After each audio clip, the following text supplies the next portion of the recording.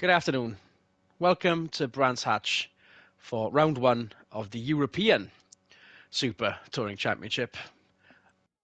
A slight detour from the World Championship, which we already have down round one in the bag. This is round one at Brands Hatch Indy for the European Championship. Alongside me in the booth is Christian Shepherd once again. Hello. Hello. And in the pits and not on the pit wall is Brands Hatch winner in the World Championship last year, Michael Swinnerton. Can you hear us? Yep, I've got you. What are we looking forward to today, Michael? Oh lordy, I mean it's a whole heap of unknowns because only some of these cars are battle tested, others have very little mileage on them at all. Some of these drivers are battle tested, some of these drivers have very little mileage on them at all. So we'll just wait and see, I guess. Absolutely. And if you did see the pre-season launch, you'll see that some of these cars are in a bit of a shuffled order, but as you can see, front of the field, BMW once more, slight shot of Audi, Peugeot doing quite well in the top 10, as are a couple of the independent runners as well. So we cannot wait for the lights to go out on this one.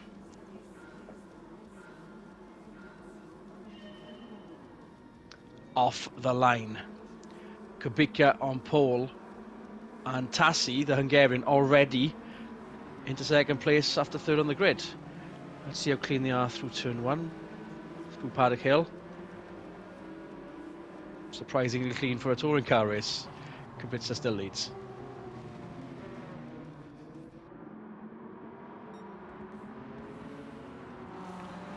Yeah, Maro look, Heidfeld. Initially, like the McGann's got a great start. They seem to have just slightly been pegged back after going into Paddock Hill.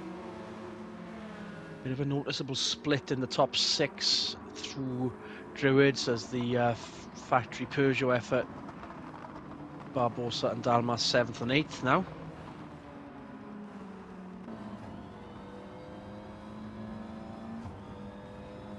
They've been doing this 21 more times throughout the footage.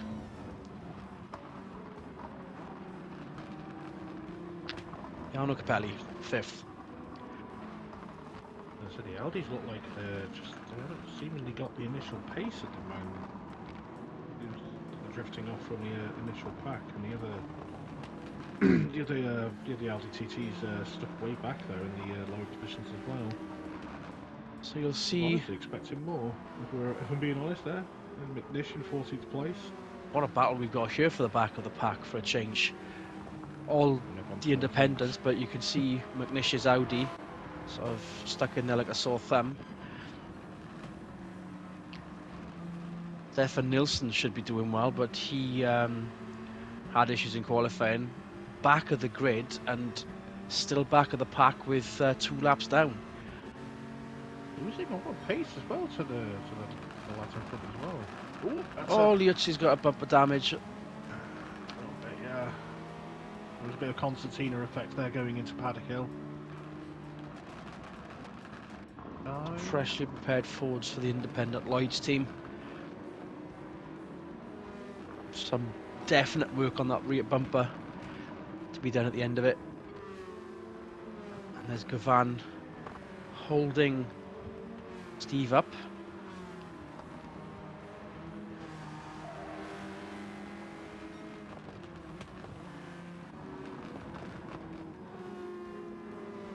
And Roy McNish is 14th in what was effectively a coupe-shaped car. We did point this out during the review, but it does seem to work for his teammates. Tony Gronholm further into the top 10. Walter Vettel in the Soul running independent. IKEA M2. Eddie Carroll alongside Sean Morris. I thought that was Sean Morris. It's Shane Radisich.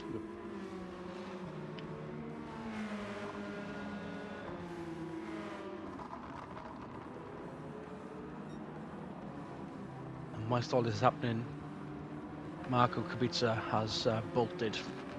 A sizable lead going into Paddock Hill now. Inaugural season here, so the BOP, I doubt it's off, but I know they'll put some work in between rounds, between venues. Quite a They'll do promising their own start. testing as well. I think this is very early on for these, for some of these teams. You know, the cars, especially, you know, especially if they've been bought over from the World Touring cars, may have to have had, you know, changes to fit the regulations and so forth, which means they're not going to get the exact tuning down or the setups down. I think that's why we're seeing a wide array of cars from distances, including the TT. TT being... Speaking of, Swinney, you've been in the pits more than we have for this weekend. Was there anything noticeable on any of the cars that needed to be changed by the governors, the governing body? Not especially. I know that there was a bit of work being done with the Peugeots on their engines, and there was an awful lot of mechanics around one of the Volkswagens. I can only assume it's the one that's in last currently, but I didn't get to see which one specifically. Also, something I have noticed over the course of these 6 laps here is both the Volkswagens and the Audis are taking very different lines through the corners compared to some of their compatriots. I mean, look there. They both take all of the curb and more, whereas a lot of the other cars, you know, stay within the lines. That's likely down to a setup issue then. Maybe that's it. Maybe it's supposed to be a bit more loose. Try and get a faster straight line, so they have to take the much wider line, much deeper line, so that they can still take the corner fairly quickly themselves. Speaking of Volkswagens, Swinney, your boy Ingram, you're managing him for the season. He's double dipping. He's doing the World Championship. He's also doing the European in the pea green Scirocco right there. He's gained about 3 places in the last couple of turns. Oh, there's Gronholm. Payback. But I'm pretty sure he was outside the top 10 only half a lap, in fact a whole lap ago. Yeah, I've taught him well on how to drive around this track quickly. The boy knows. Barbosa 6th, Gronholm 7th. Very strange line there, though, admittedly from Ingram, but it seems to have worked. Oh dear. dear. Contact? That's... that was very close to ending Gromhol's race there into the gravel trap. Now, the top 6 have started to group again. How are we for tyres in this race, Swen? I don't think there'll be too much of an issue. I believe the tyres that have been brought here, well, it's a different tyre supplier for this one. It's Michelin rather than Goodyear, so I think they are a little bit on the softer side compared to the World Series. But we're not entirely sure how much they'll do over, or at least I'm not entirely sure how much they'll do over race distance yet.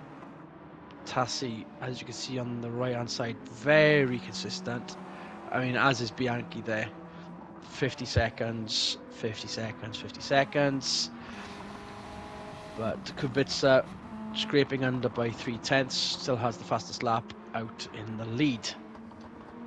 Ellie did not want to go around the outside there at Paddock Hill. That was brave. Unfortunate.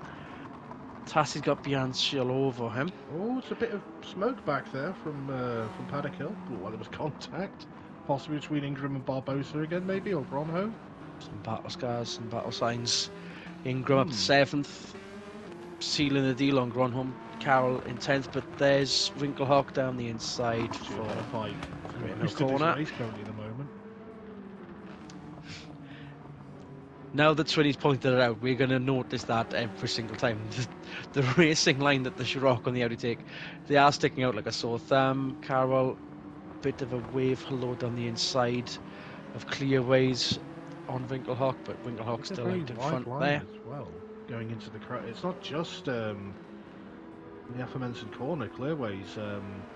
They're also doing it. They're also taking a very wide line, going all the way up to the white line, whereas these the cars in front and behind them don't seem to be doing so. And a noticeable second a lap gap then every single time, so they're falling back from the top 6, still in one of their own sort of pelotons through Surtees and McLaren and Druids, Clearways. Yeah, back to that, they've slightly closed the gap to Kubica. Kubica's not as far ahead as he was a couple of laps ago, noticeably closer now. different supplier, of course, so we're not expecting that sort of floor it or maintain, but looking promising so far for a battle towards the end of it. We're halfway there. Whoa. And it's a top 5.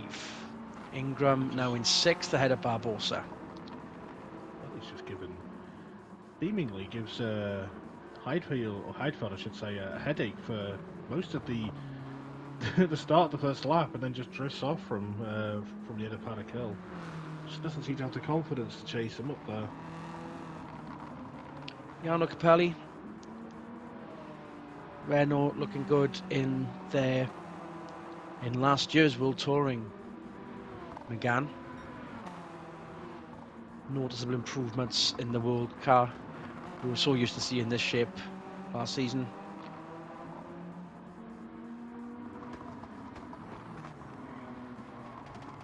No sign of rain for the race, and as you can see, the clouds are also gone as well. Bianchi in 3rd, but Tassi is close. There he is, just a glimpse on the left there. Kubica now has trouble. Yeah, even closer to Kubica now, as you mentioned, Joe. On board, Capelli. I can't help but feel that Capelli's been held up in a way by Heidfeld. He just doesn't seem to be able to find a place to overtake. He gets caught up in the slipstream and then falls back seemingly for a lap or two, and then will catch up again. At least seemingly, anyway.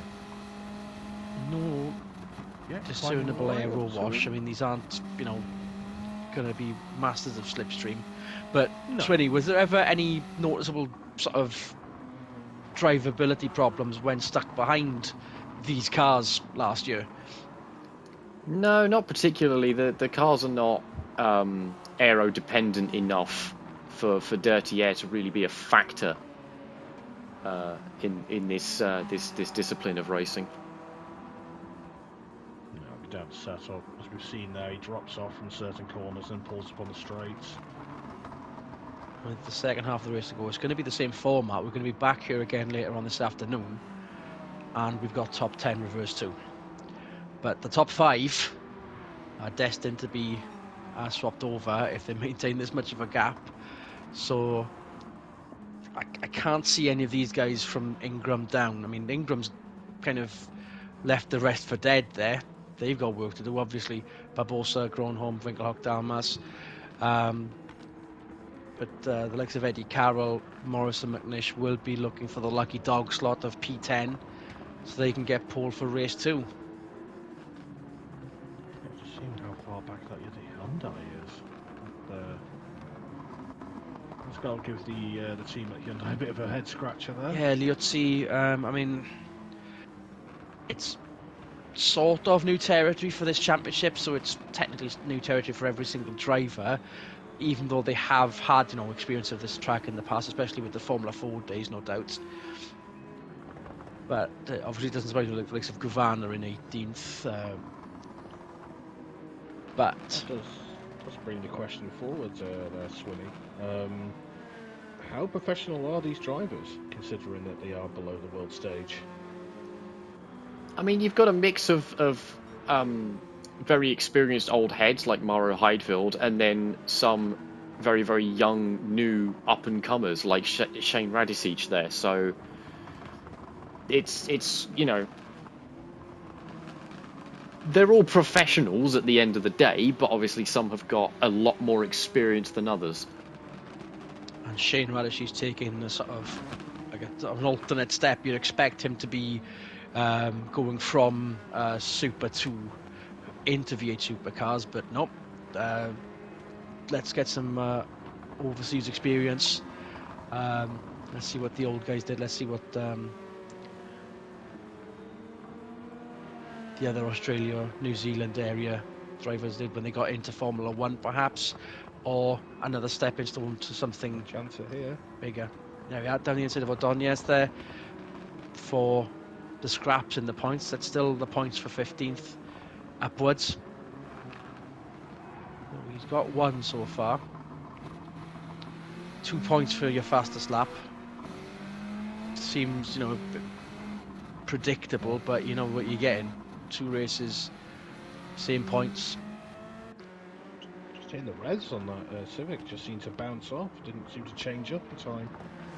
Lost a huge amount of ground to Vettel ahead. It's like the clutches aboard. I'm not quite sure how you say that. Ordonez? Would that be correct? Ordonez. Ordonez. Well, we'll try to remember that over the season. Yeah. Let's see, down in 19th. Nilsson. I was definitely expecting more from That's a bit of a these surprise. Siroccos. Because Yeah. if you remember, these are the cars that were upgraded from their World Touring Car spec before the rules were announced to be changed, and therefore it's Correct. quite a surprise. I think that's going to be Capelli. technical. Capelli's Capelli's still in off. 5th. Yeah, he's starting to fall back. He's got Ingram. You can see in the same shot.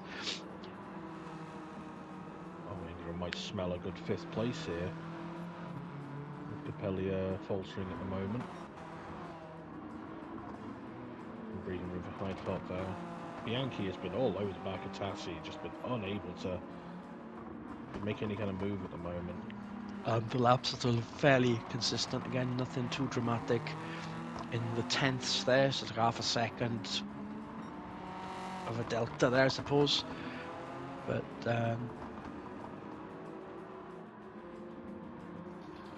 something I'd just like to point out quickly. It's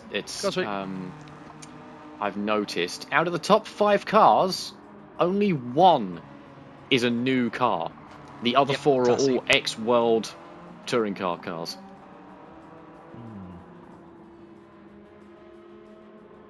I mean, the governing body's not going to be scratching their heads. They're going to be glad that this is going so swimmingly and as professionally as possible. I mean, you've seen like a couple of bumps. That's it. There's no dive bombs. There's been no sort of professional fouls, shall we say. Gronholm's fallen down to 8th. It's been an 8th for some time beyond Barbosa. Winkelhock 9th, Dalmas 10th. So if Carroll's going to want to get pole, he's going to have to start knuckling down now. Not bad for the privately run. Radishi's just trying a little fight down there the inside. There's a bit of that was a wobble, if my eyes didn't deceive me. But he's managed to get ahead of McNish. Yeah, McNish has dropped further back. That, I believe in the trade, is known as a slide job. And not an American in sight. I think we know where Shane's future lies then. If he's going to adapt to something that isn't V8 spec yet. Is that Kubica catching up to Nielsen then? Yeah, this might cause some problems for Kubica. Is the Scirocco engine sounding rough? Oh, that's got to be mechanical, because he's just let them by. Yeah, last time by that V-dub that's was nasty. Tassi's been blocked. Tassi's been. Oh, the blue flags are being waved. Yep. But... And that's second. Bianchi's been on a plate, and Heidfeld up to 3rd as well. They knew what was up.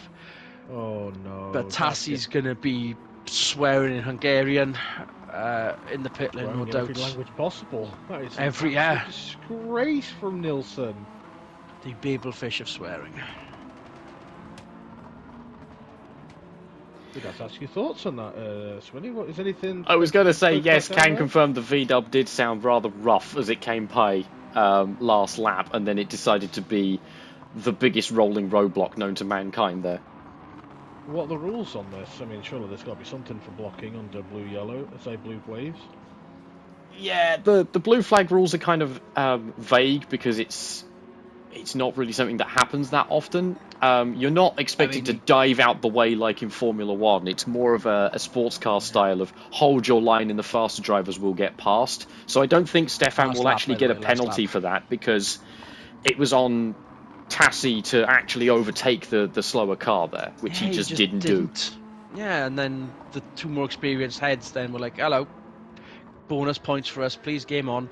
Bianchi still saying, but Kubica, technically a rookie, but it is inaugural season, through the final turns, lights to flag, that's what BMW wanted in this car this time last year, but it didn't come to it. But it definitely comes to this. Round one, race one in the bag. A Polish victory, French in second, Bianchi, BMW on the podium. Happy days. Tassi, not so happy. Ingram with the fifth, Yeah, but got it's past starting to. Capelli. Oh, that's close. Capelli lost fifth to Ingram on the line. Barbosa seventh, and then quite a spread. But what a battle we've got in store for the minor points positions by the looks of it. Winkelhock ninth, Dalmas 10th. Damas on pole. Christian, how did that one go for you? Oh, I'm all confused about Tassi. He must have been confused, surely. Why would you not try to overtake? Under any circumstance, I mean, as well. There's almost no reason to stand in line with any car that's going slower than you, regardless whether it's a lapper or not. It's just I very can only assume confusing. that is just like first race nerves, first season nerves. Possibly, Uh, it does seem to be the case. how was you? How was your view from the pits there, Svenny? Perfectly enjoyable. It was, as I said, interesting to see that the cars that have done well are the ones that are already have the mileage on them from the World Series. So I think that some of the new builds have got some work to do to catch up.